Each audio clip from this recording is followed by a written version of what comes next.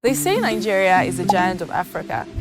So why does it seem like the economy is in crutches? This year alone, we've seen the rise in food prices shoot up, transportation has become a luxury, and it seems harder and harder to survive every day. You may or may not know, but in February 2025, the Nigerian Economic Society launched a report that quietly explains what's really going on and what to expect in the economic terrain, the 2025 Economic Outlook, they called it. And guess what they said?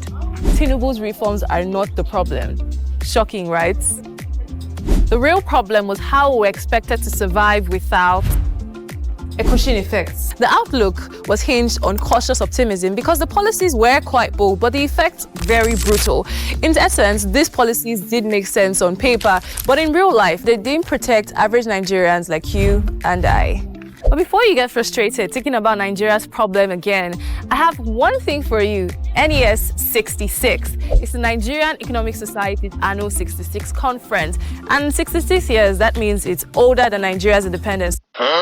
So let that sink in. This NES conference is an opportunity for you to be in on what is really going on in the economic terrain of Nigeria.